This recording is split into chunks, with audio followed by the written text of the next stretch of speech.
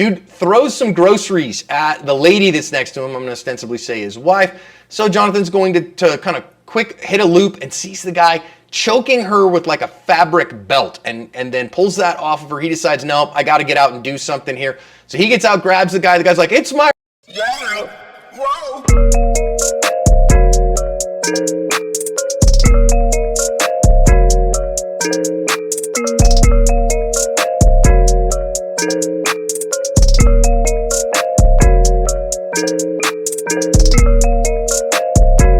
Todd-Town family, what's the biz? Y'all already know what it is, man. Sending them positive vibes and energy to my Todd-Town family. Y'all know how I rock. If you haven't already, please hit that like, share, subscribe, and notification button so you can stay up to date with the latest and greatest content you don't want to miss. Tune in.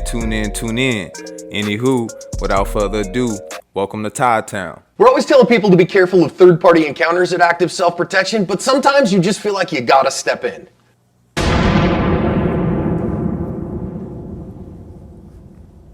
Hi everyone, welcome to Active Self-Protection, where every day we do after-action reports on real-life self-defense encounters so that we can all make our training more evidence-based. I am your host, John Correa, and today's video was sent to me by our hero out of Homer, Alaska. So Jonathan and his wife, he sent me this video. They're headed to the grocery store here in Homer, Alaska. Now, Homer's a small town, under 6,000 people.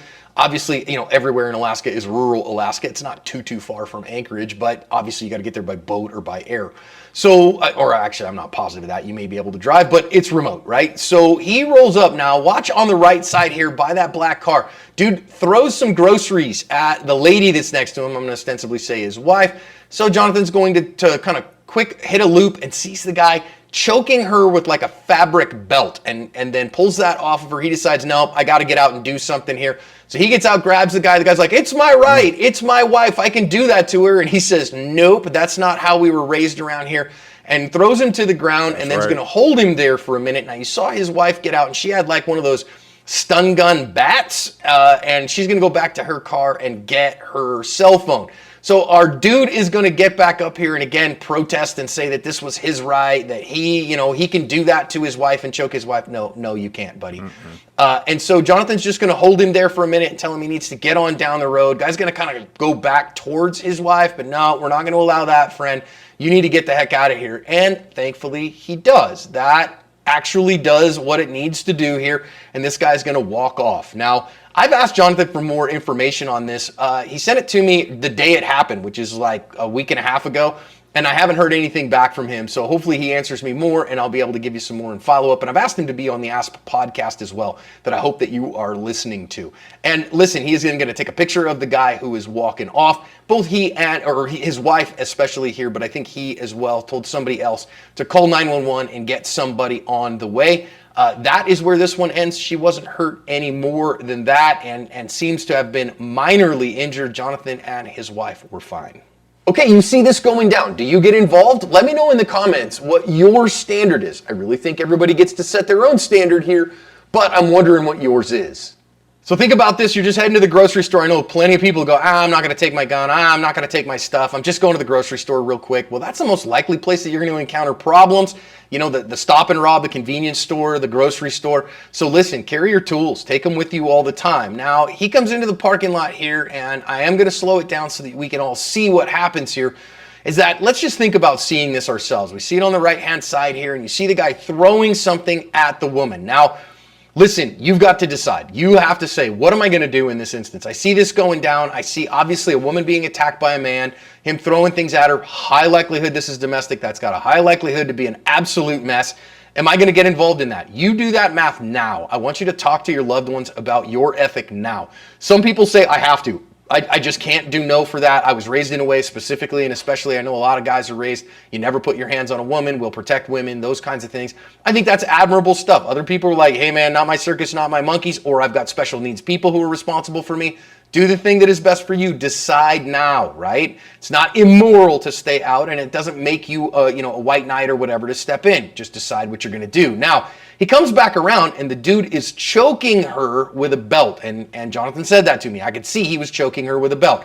Quite frankly, if he steps out of his car here and shoots this guy, it's 100% justified. He is choking a woman on the ground with a belt. That is highly likely to kill her or to put her in the hospital. It's highly likely. And to say, I was sure he was going to kill her right there by choking her, and he steps out and puts a bullet or 2 or 5 in this guy, that's 100% justifiable conduct. Now, I don't know if he's carrying a gun, quite frankly. It's Alaska, it's constitutional carry. Many people are firearms owners there, and that's fine, but not everybody does, so that's a thing. Now, at this point, he steps in instead with his hands. Now, I think at any point before he put hands on him, given the imminence of what was happening, he could have shot him, okay? And it would have been justified conduct if he had.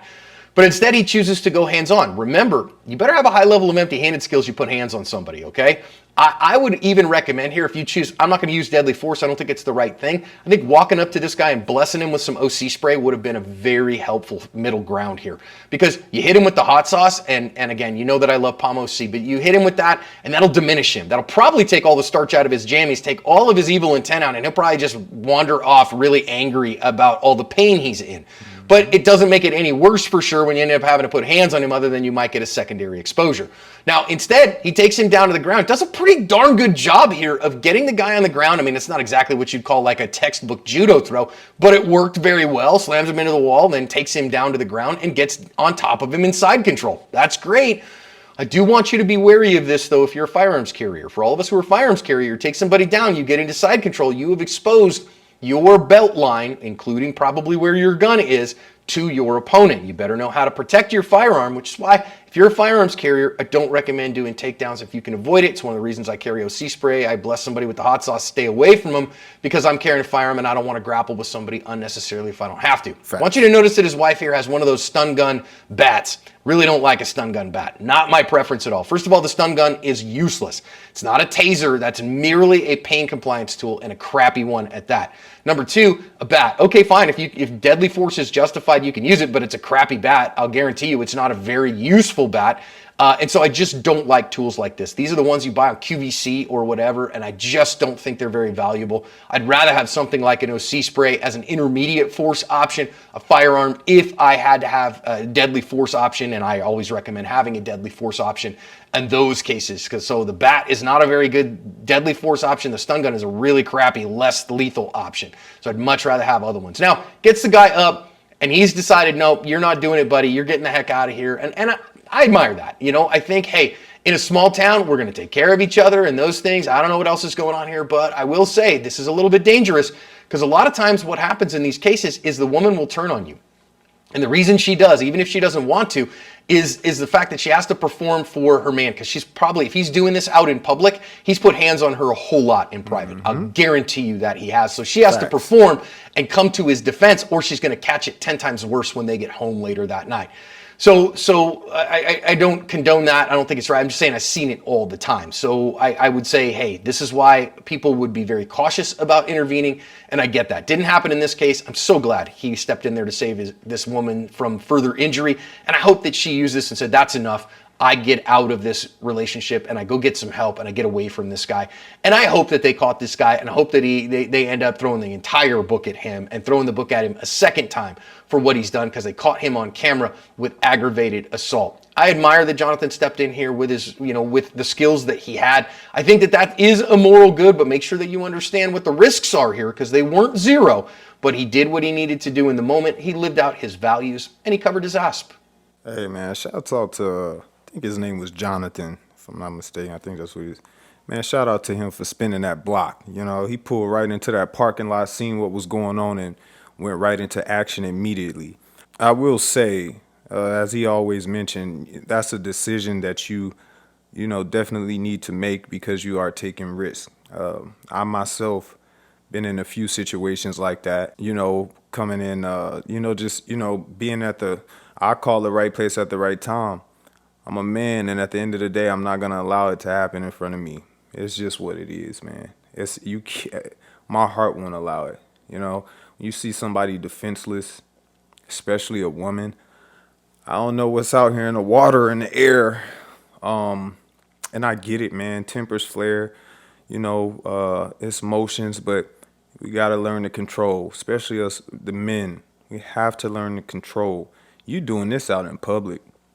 I would guarantee you without a doubt that he's doing it at home. If you doing that in public like that, that's kind of scary. That makes you, really think about that. I'm kind of glad he did get that on camera. Choking her with a belt, he definitely could have got out and put one in him. I don't think I would have done that unless it was, needed, right? If the other, guy was showing much more aggression. If you realize that the moment that Jonathan stepped out the car to intervene, the tough guy went away. You kind of see his whole demeanor change once a man stepped in, which is usually what it is. I tell you, these woman beaters, these guys that beat on these women, that treat the women like that, I promise you, they ain't nothing. They soft. That's why they beating on women. I'm going to tell you, man, I got the best of them. Okay? Like I said, I done been in a few situations. I'm a fighter at the end of the day. I love to fight. It's just in me. You know what I mean? Like, and it's not like I look for it. Not like I used to, but it was just a way for me to express it, and get off anger.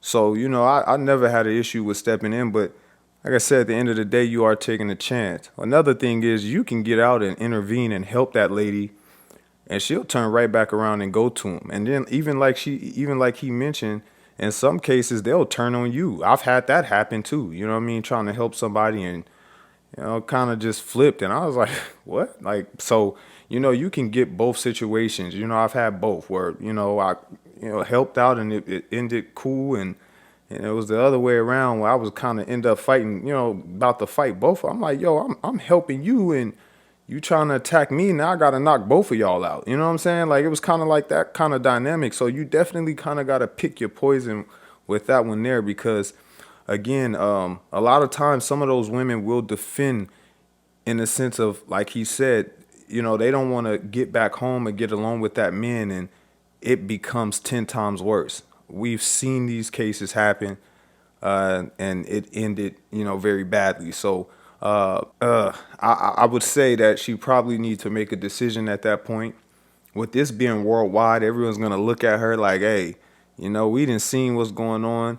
Whether the family know what's going on or not, I always ask, is brothers involved? You know what I mean? Do you got brothers or uncles or somebody that can come and intervene, have a sit down and talk with you, put some hands, whatever you got to do.